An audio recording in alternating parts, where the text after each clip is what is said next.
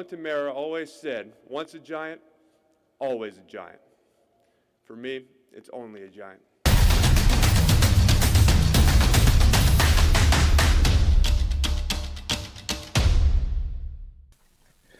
Giants fans, welcome back to another episode of Only a Giant. We're here to talk about the Week 9 matchup, Washington Commanders against the New York Giants. It's a legacy game for the Giants. What does it mean? Not a lot. It means we'll have some cool uniforms on. We'll have the Giants on the helmet, which I definitely like. But that's about it. We'll see what happens with this game. Obviously, the Giants at this point are 2-6. The Commanders are coming in at 6-2. Before we get into the heavy stuff here, let's get into something different here. Gonna crack a little bit of Macallan here. And if you guys want to just raise a little glass here while we're doing this, let's do that. So cheers, everyone. Happy Friday. Hope you're having a great week. Hope the week's over. Have a great weekend. Cheers.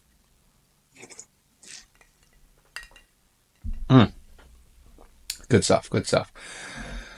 So, Washington Commanders coming in at 6-2, coming off a crazy Hail Mary win against the Bears. A game where the Commanders really didn't look that good, but they did enough to get the win. That's ultimately what it comes down to. NFL season, there's 17 games. The win matters the most. It doesn't really matter how you get it as long as you get the win. And that's an issue for the Giants. Giants are sitting here at 2-6, coming off losses against the Pittsburgh Steelers, the Philadelphia Eagles, the Cincinnati Bengals. Just can't do anything right. At one point, we were 2-3 against the Cincinnati Bengals. A chance to win and get back to 500. Crazy thing to think about. Being 3-3 after being the Cincinnati Bengals on a Sunday night football game. Instead, we lose 2-4. Then we lose again against the Philadelphia Eagles, 2-5, a game that we just were not even in. It was an ugly game. And last, we lose to the Pittsburgh Steelers on Monday Night Football in Pittsburgh, 2-6. And this is where we're at, coming off that Monday Night Football loss. Not a lot of optimism here with the Giants, and maybe that's why we're drinking while we're doing a podcast. I don't know here. For anyone that used to listen to me, I used to do like a little beer episode, like a little beer spot where I would talk about a new beer, try a new beer, give it a rating. It was kind of fun. Don't drink as much beer as I used to anymore. We're trying different things here at this point. Man, haven't gotten to this part yet, guys. Obviously, I'm your host here, Michael Doherty. Thanks to everyone that has been supporting me. I really do truly appreciate it. Thanks for subscribing for the people that have subscribed. And I'm going to be a pain once more, though. If you are not currently subscribed, could you please? Thank you. Really appreciate it. Duke, saw those school pictures, man. Look great. Love it. Same with you, Liv. Anyway, over to the actual game here. Commanders versus the Giants. A tale as old as time here. A matchup that mostly is dominated by the New York Giants.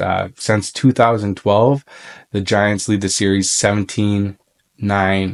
17-9-1.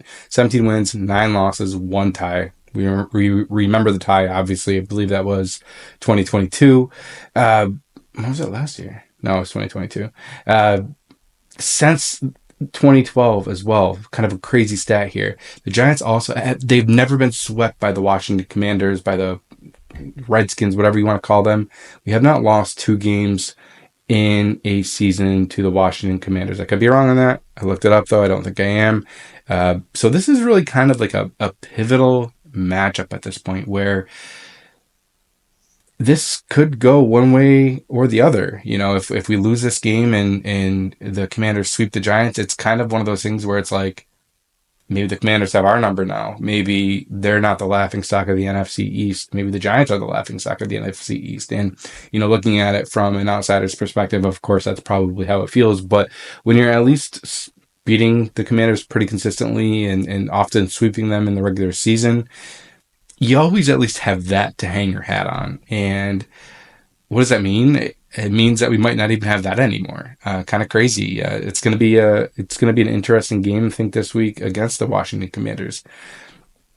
As normal here, what we're going to do is we'll look at the Washington Commanders depth chart. We'll look at the stats from the team, look at some team rankings, and we may even look at the Giants stats. We haven't really talked about the Giants stats too much this year, so let's do that as well. So starting with the Commanders depth chart, we have obviously Jaden Daniels, the chosen one, if you will, as a starting quarterback, the quarterback that, come to find out, Brian Dable may have really wanted.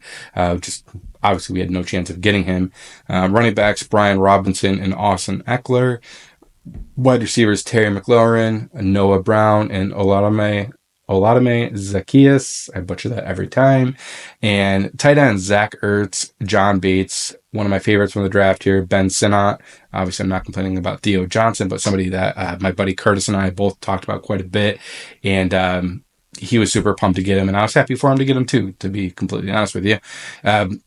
Offensive line starting from left to right here, Brandon Coleman, Nick Allegretti, Tyler Biadasz, Sam Cosmi, and Andrew Wiley. An offensive line unit that's led by Ben Johnson, old offensive line coach for the Giants, somebody that we're all very familiar with, and we were quick to run out the door, to be completely honest with you. Kind of weird seeing him having some success with the Washington Commanders now. What was the issue? Was it the players? Quite possibly. Was it the scheme? Why is he having success with the Washington Commanders? Now, there could be a couple different reasons. Obviously, you have a mobile quarterback with Jaden Daniels, and we'll talk about his rushing here in a little bit, but you also have a strong running game there. I don't look at their offensive line and sit here and say they're more talented than the Giants. While I don't think the Giants' offensive line is necessarily that talented either. But I don't sit here and I'm not blown away by the offensive line with like name power, but they're doing a good job this year. They have come a long way since week 1, week 2. I think it's going to be a tough matchup this week. Obviously, the Giants are leading the league in sacks right now, and we'll see if they can continue that trend and get some more sacks against the Commanders. Defensive unit, we'll start with the front 4, base 4-3. Cleveland Farrell at left end, Deron Payne in the middle with Jerzon Newton, Dorrance Armstrong, linebackers Frankie Louvu, who obviously is a stud, flying all over the place all the time, constantly making plays in the face of everybody at any point that he can be. Bobby Wagner, Dante Fowler, and then your group corners here: Benjamin St-Juste, Noah. He's a nickelback, so we'll go Mike Sanderson and then Noah Igbahane. I'm butchering that, I'm sure, as the nickelback. Safeties, Jeremy Chin, another player I really liked. Was hoping that we would go after at some point. Didn't happen. And then Quan Martin at free safety. One other position I'll just kind of throw out there as a note, obviously, is Austin Seibert, who won the game against the Giants the last time they played in week 2. Someone that I think kicked 6 field goals against the Giants in his first week with the Commanders. So I'm hoping that with the Giants, if we end up calling up Jude McElhaney from the practice squad, who's also an international pathway player from Ireland, maybe we'll have a similar story here where maybe he can kick some field goals, show something.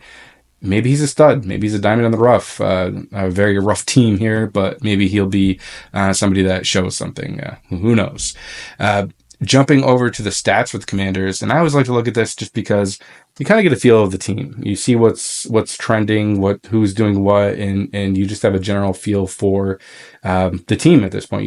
Hey, this guy has a lot of receptions. This guy doesn't have much. Maybe someone you don't really have to worry about, or whatever. Something of that nature. We're going to take another drink here, though. Cheers once again. That's good. Obviously, I don't advertise for Macallan, but if anyone wants to check it out, would love your opinion. Very good bottle. Definitely enjoy it. All right, here we go. Back to the important stuff here. So Jaden Daniels completing 71.8% of his passes, over 1,700 yards on the season, 7 touchdown passes to 2 interceptions. Nothing crazy there. Sacked 17 times. He's got a quarterback rating of 104, but he does throw in the rushing stats as well. 424 rushing yards, averaging 5.7 yards per attempt with 4 touchdowns. Now, you can look at it both ways. Good that he's contributing to the run game. A little scary that that's your quarterback with that many attempts and that many yards. He seems like he's been a little bit better the last couple of weeks here as far as being safe, although he did just injure his ribs. Other rushers here, we have Brian Robinson, who has 461 yards, 4.6 yards per carry with 6 touchdowns. Austin Eckler, not a huge part of the running game, 39 carries, 240 yards with 1 touchdown. Jeremy McNichols, 163 yards and 3 touchdowns. So definitely a lot of offensive touchdowns coming from running the ball. So that seems to be kind of the key of their offense is this rushing game, which comes back to Bobby Johnson. Kind of interesting there. Reception wise, the big threat, there's 2 really threats of this team, and that is Terry McLaurin, who has 40 receptions for 579 yards and 4 touchdowns. And then Zach Ertz, 32 catches, 345 yards with 1 touchdown. Now, there are other people that get receptions on the team. Obviously, Austin Eckler has 19 catches. Oladame Zacchaeus has 19. Noah Brown 17, who caught the Hail Mary there at the end of the game. Luke McCaffrey 12 for 111. De'Ami Brown 10 for 134.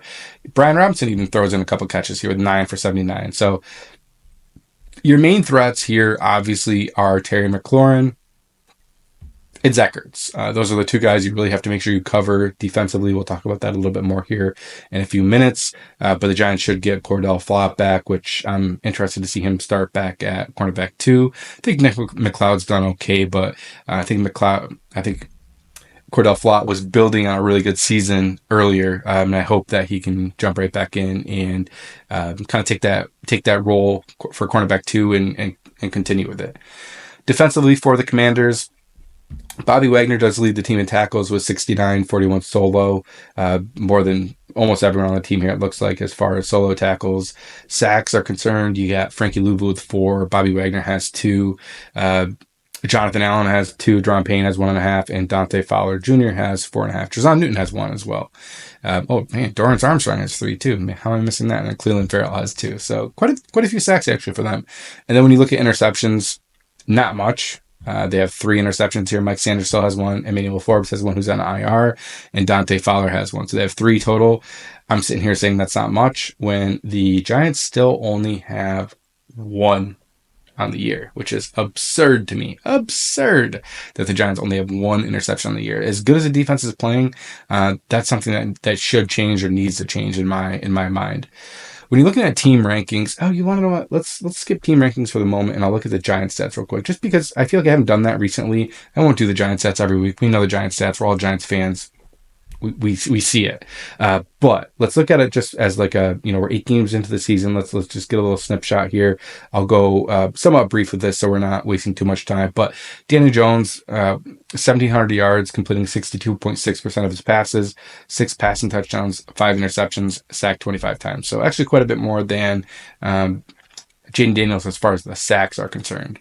Rushing the ball, Tyrone Tracy has overtaken Devin Singletary as far as rush attempts are concerned. He has 73 with 376 yards with a 5.2 yards per carry and 2 touchdowns. Devin Singletary, 63 for 250, 4 yards per carry, 2 touchdowns as well. Biggest thing I want to point out there, though, is fumbles. 0 fumbles for Tyrone Tracy, who's a rookie, who was a wide receiver. It's crazy that he has 0 fumbles. I'm pumped about it. Devin Singletary has 2 fumbles, lost, and 2 fumbles in general, I guess, but almost was 3 at one point. We'll be honest with you there, and that's been my biggest thing with Devin Singletary. Hang on to the ball, man. Hang on to the ball.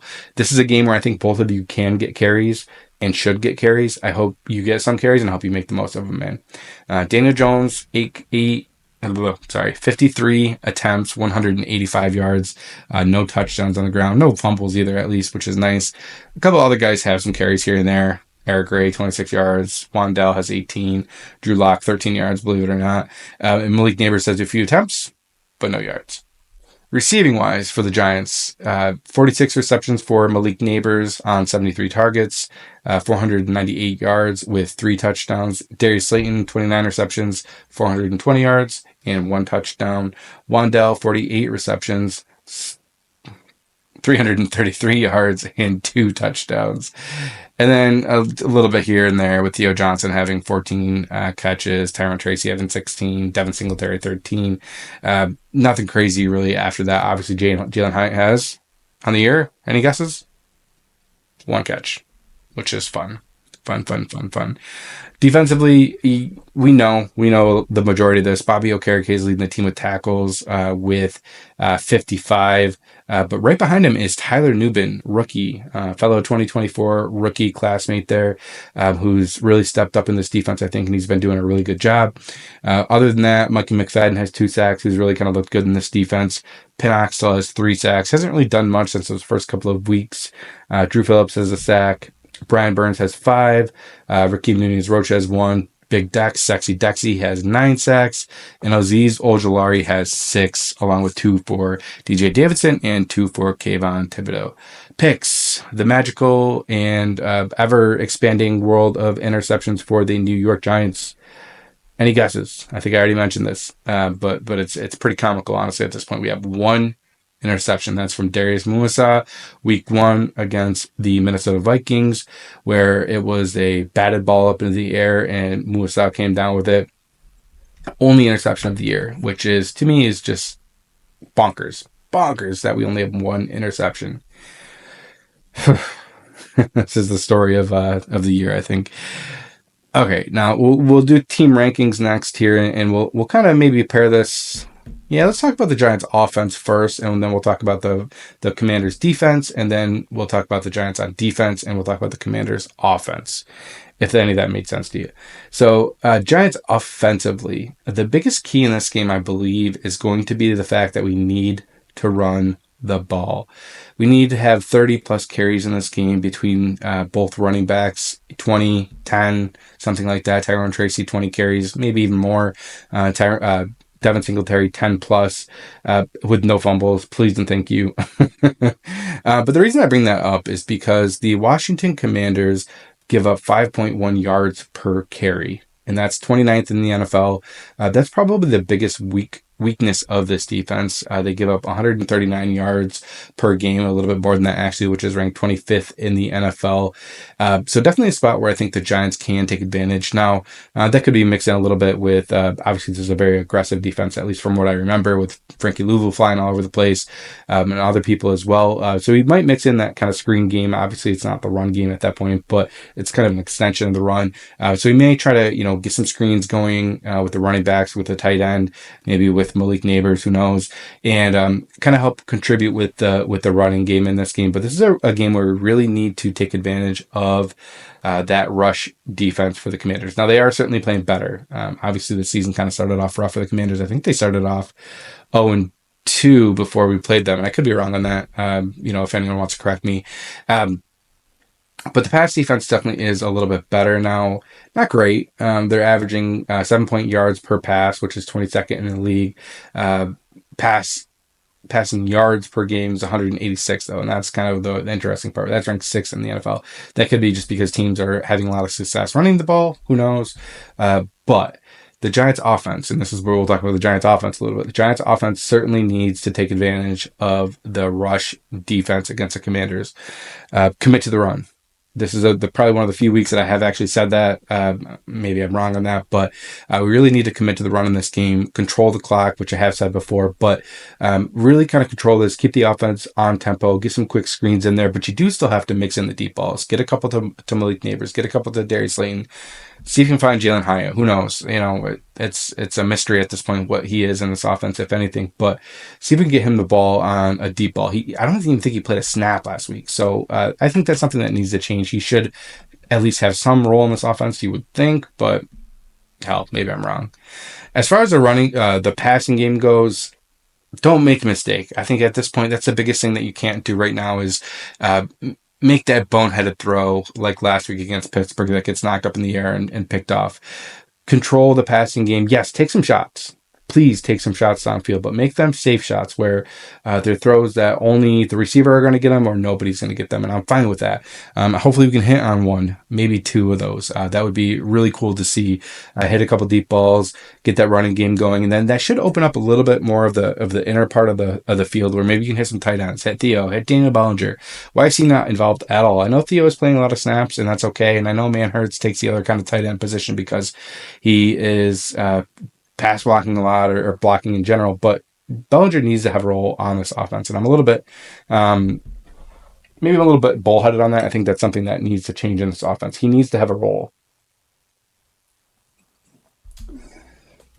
Defensively for the Giants, and we'll talk about the offense for the Commanders for a second. They're averaging 29.3 points per game, which is ranked third in the NFL.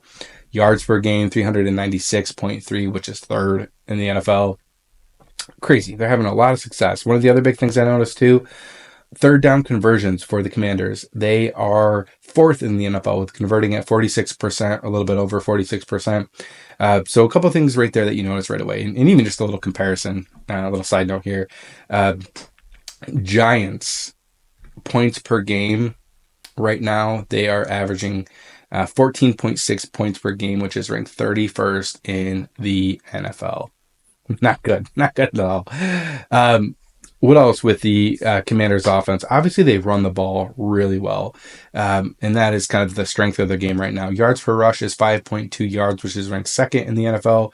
Rushes per game is 31.9, which is ranked fifth in the NFL. Very similar to the Steelers' game plan last week, running the ball a lot. Still not sure why they didn't commit to the run in the second half as much, but a very big strength of their offense. Now, passing yards, they do still average 8.5 yards per pass, which is definitely high, but their passes per game is low. 29 passes per game, which is 25th in the NFL. But passing yards per game, 230.5 yards. So that ranks 8th in the NFL. So they don't throw the ball a lot, but when they do, they hit chunk plays. They get a lot of deep balls.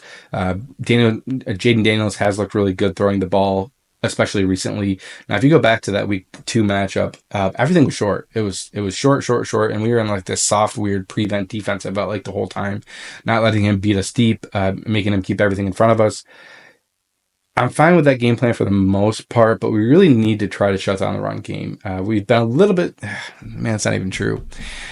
I want to say we've been a little bit better against the run recently, but we really haven't. But we need to force some negative runs, get some tackles for losses, get maybe a 1st and 10, and they try running the ball and get a tackle for loss. So they're going into 2nd and 13 or 2nd and 12, where they're probably not going to run the ball again, and force them to get into some 3rd and longs, make those 3rd downs not as easy for the Washington Commanders. I think that's kind of a key in this as well.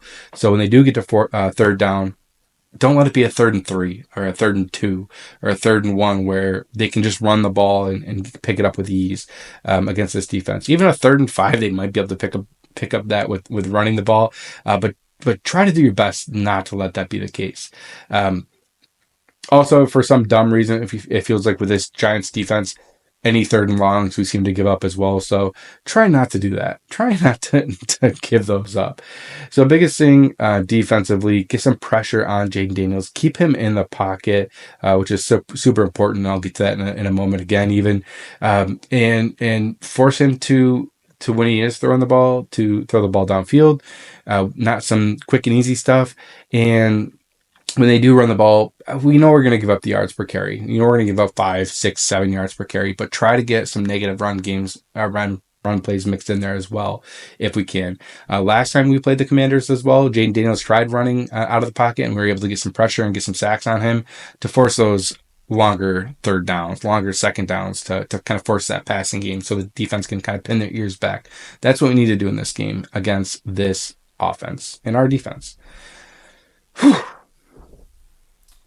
We're here. It's Friday night. Enjoy. Okay, so a couple other things we'll do here. 3 keys to the game will be what we hit next, and then we'll hit a prediction for the game, and then we'll move on from there. So 3 keys to this game against the Washington Commanders. I kind of mentioned this a little bit earlier. Do not let Jaden Daniels escape the pocket. Make him stay in the pocket. Throw the ball within that kind of time frame. Don't let him buy extra time and find the open receiver, because he will do that. So if we can keep him in the pocket, keep the offense kind of on that like schedule where he has to get rid of the ball at some point here. He can't just hold on to the ball and create extra plays.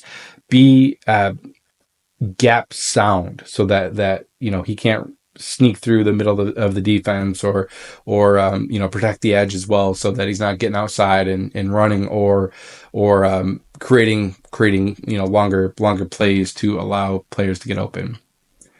Number 2, hand the ball off. This needs to be a game that we're running 30 plus times.